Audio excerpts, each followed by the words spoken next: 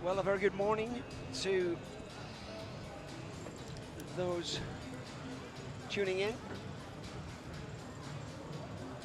for the second day of the GFI Hong Kong 10s. Might take the commentary team a few moments to get their bearings. But an interesting day of rugby in front of us here at Sports Road, Hong Kong Football Club. And to recap over yesterday very briefly, 1 or 2 upsets, unexpected defeats, and we see a ball quarter-final group which has the classic Wallabies in it, and an amazing situation that we have Samurai, who were third favourites in this tournament. They are also in the ball, and that I can foresee some way down the line the Wallabies and the Samurai knocking off A-Trade Overseas All Boys, plate winners last year, and they are also find themselves down in the ball. And up in the Cup quarterfinals, we have Penguin International against the Taikoo Place Scottish Exiles. The Taikoo Scottish Exiles defeating Samurai yesterday in a very fiercely contested match. Then we will have the Asia Pacific Dragons against Care Club Pyrenees, the French side looking stronger than I've seen them in previous years.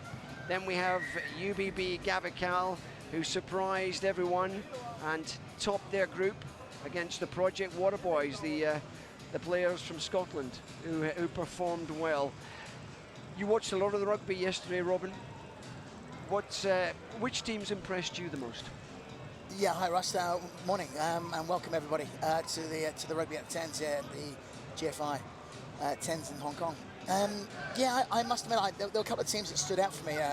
The ones I would have thought would be some of the Penguins had a good team performance.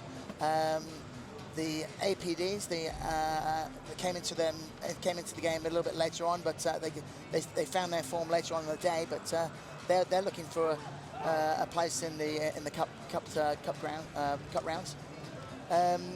Actually, let me get my bearings right, and then I'll come back to you on the who else I thought. It's a bit furry this morning.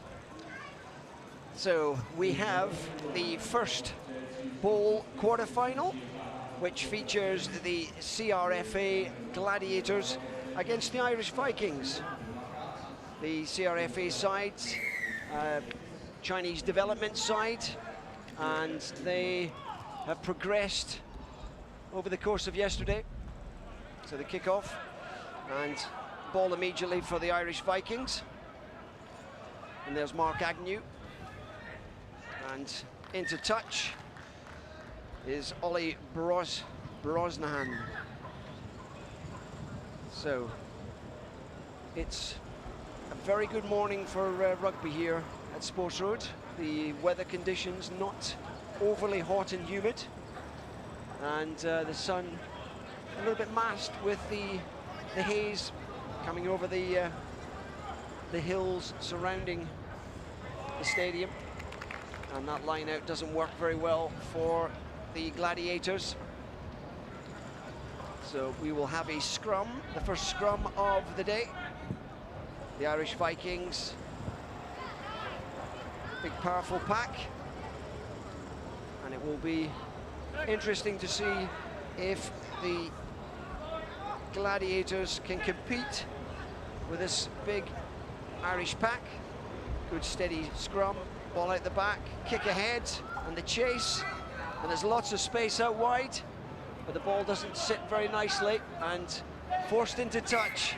An opportunity there for Matt Daly, but the ball just would not sit down, and the line out to the Gladiators. Perhaps an indication there that the Irish Vikings are prepared to put the ball behind the line of the Chinese side, who didn't seem to have a sweeper at that occasion. Good line out though, good movement of the ball across field, through the hands. The Irish Vikings drifting, and a phenomenal burst of pace.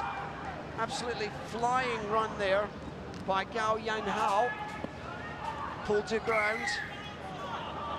Chinese side keen to move this very quickly. And the Irish Vikings having to defend stoutly inside their own 22. Quick ball, Zhang Chao across for Chen Yongzhao. A little bit loose with the throw, and the ball pops into touch. But a fascinating moment of speed there from the Gladiator number 5. Great bit of speed and work from the Gladiator team there. They moved the ball quite wide into the 5 metre area, and yeah, created lots of space. Yeah, it looks like the Gladiators come today on the second day ready to go. The Vikings probably are waiting for their first morning coffee, but yeah, I think it'll be an interesting game, this one. So, through hands, yeah. Atfield. Into contact, Atfield clearing out there, and in steps Jimmy Perigo. Ball out of the hand, and there's an opportunity now, but there's some pace. It's a bit of a foot race there, but it's going to be a comfortable one. And the first try of the morning goes to the Irish Vikings. Good piece of good bit of pace outside, and the Gladiators unable to cope with that. And so we have the Irish Vikings the lead. Nice offload, took the 2 tackles, sucked them in, and it was a fairly comfortable run in. And that first try. On the first day, Russell, I think the Gladiators did suffer a little bit against the big boys who were punching through and offloading either side of the contact. So they've got to manage that a bit better if they're going to stay in this competition. Maybe go for higher tackles rather than go around the legs. So unfortunately, high tackles means the big boys might give them a good bounce off, but they need to wrap them up before they offload. So Matt Daly, the scorer from New Zealand, and it is 7 points to 0.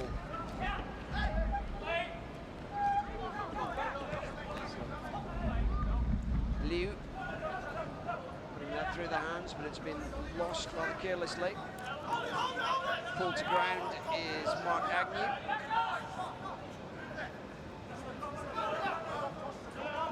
The Chinese side struggling with that maul on that occasion. Good space, offload opportunity.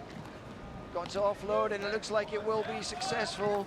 And that's Ollie Brosnahan who scores the second try for the Irish Vikings. And good continuity as that went through the hands there, Robin. Yes, correct. Yeah, once again, reiterating what we just said earlier, was they're breaking the tackle and offloading either side, and the support players are in abundance at the moment for the Vikings. Yeah, I'd like to see the Chinese time, or the Gladiator side, to play a little bit of a different game. They moved the ball out wide earlier, and they got some ground, but why now they decided to go for the kicking game? It's not sure why, but I'd have a quiet word with them at half-time.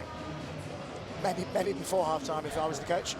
So 14 points to 0, and the CRFA Gladiators already a bit of a mountain to climb. Up goes Lu Luda, loses that. Ball secured and off the feet, and the Gladiators penalised. It's going to be a big charge up the centre again. Big powerful figure of Liam Wardley, former England Sevens player. Another punch through the defensive line of the Gladiators. And that's Will Atfield spreading it wide. Again, the power, and a nice finish. 2 players hanging off the back, but the power and strength just too much for the Gladiators on that occasion. Yeah, I think the Gladiators needed to look to try and keep some sort of possession, especially from the kickoffs or the restarts. If they can kind of keep that ball and play some phases, I think they'll open up the Vikings. But at this stage, Vikings have all the control at the moment. They look the form team in the morning. So Mark Agnew scoring that try. Kick from out wide, and it looks good, and the flag is up.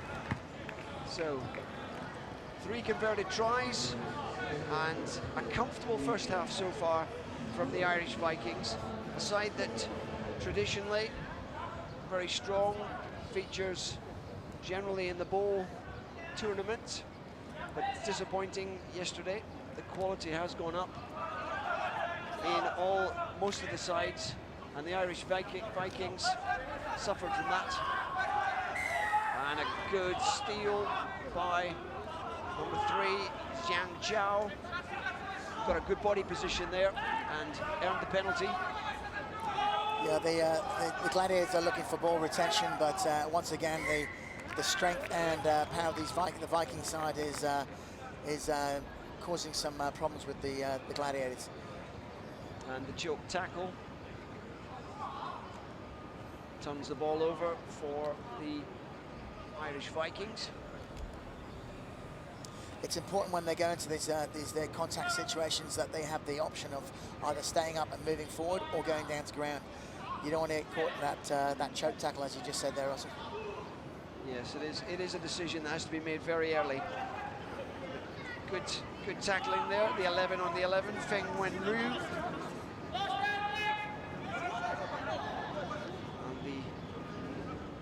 And the Irish creating a block for the ruck on that occasion. Chinese unable to get across that. And now spinning the ball wide, and again an overlap on the opportunity there. Number 6 pushing forward is James Solomon. And another steal on the ground. Quick tap and away it went. Don't think there was the tap actually, but on goes Lilu Da. Turned over again though. And the Irish Vikings having plenty of territory. Mark Agnew, the Scotsman, presents that. Nowhere to go for Tom Fitch. And stepping, and there's Will Glover.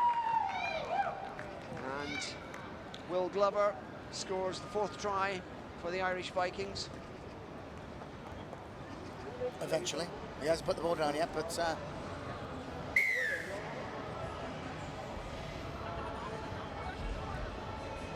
once again, some basic mistakes from the Gladiators. Obviously, a quick tap, off they go, but obviously you don't run and isolate yourself. It needs to keep some form of support.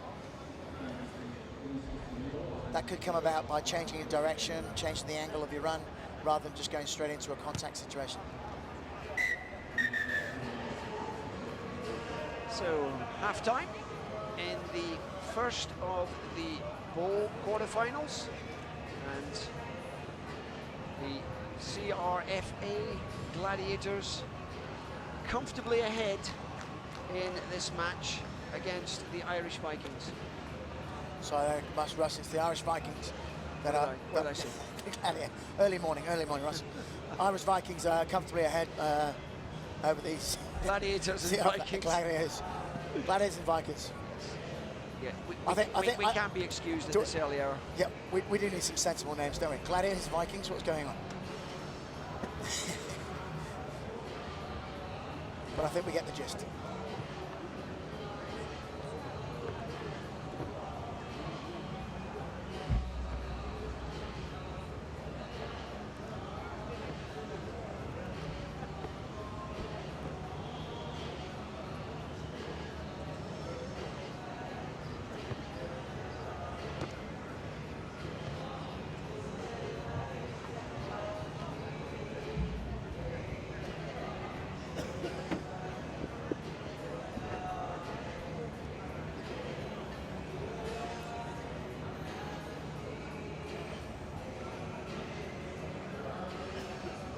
So the teams have gotten themselves into the huddles, and I'm sure the coaches are.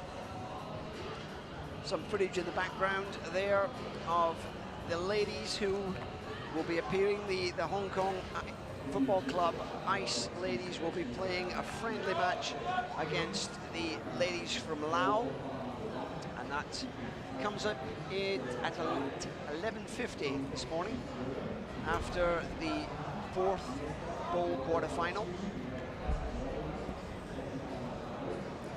Actually, a good time to mention congratulations to the Hong Kong ladies rugby team, 15s rugby team, who managed to get into the World Cup. I think it's this year, next year. Well, that's a fantastic achievement. Yeah, it's a great one for Hong Kong and Asian rugby as a whole, and we wish them all well in the World Cup coming up. So we return back to the start of the second half of this first bowl quarter-final, and normal service resuming with the Irish Vikings picking the ball off the young Chinese side. Good movement through the hands. Will Atfield out to Regan King, and again from this coming in from the side, James Solomon. A lot of power and a comfortable score for Mark Agnew, and just too big a difference in the quality between the two sides. Correct there, Russell. I think size, pace, and skill sets are a big factor, and I think the Vikings have got this one over the Gladiators, the Chinese team. James Solomon wearing the number 6 shirt, enjoying coming in off that wing on several occasions and really punching into the Chinese defensive line. And it's taking 2 to 3 players to stop him on occasions, and naturally overlaps appear, gaps appear. And that conversion is the first one he's missed this morning.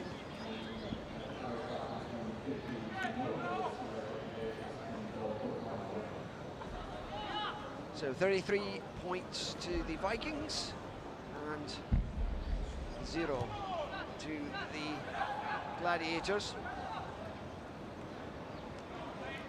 But the defeated side in this match will go into the Shield final, a Shield semi-final. So we will see the Gladiators again later in the day. Bit of an aimless run there by Gao Yin Hao, but he found a little gap eventually, and the carry back into the main traffic, and a neck tackle there. Again, bringing it back into where the big, powerful pack of the Irish Vikings. Again, an effort for a choke tackle, but the Chinese hit the ruck effectively on that occasion.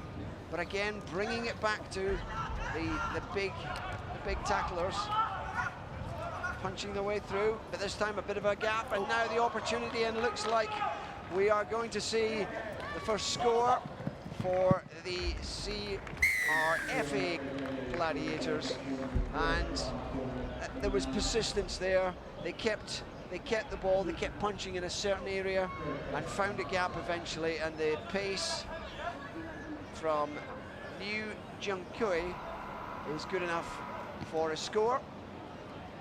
As you say there, Russ, there was no speculation on their passing. It was just pretty straightforward. The last little phase there was a pick up and go, and obviously it created that opportunity for that breakaway run for their first Gladiator try.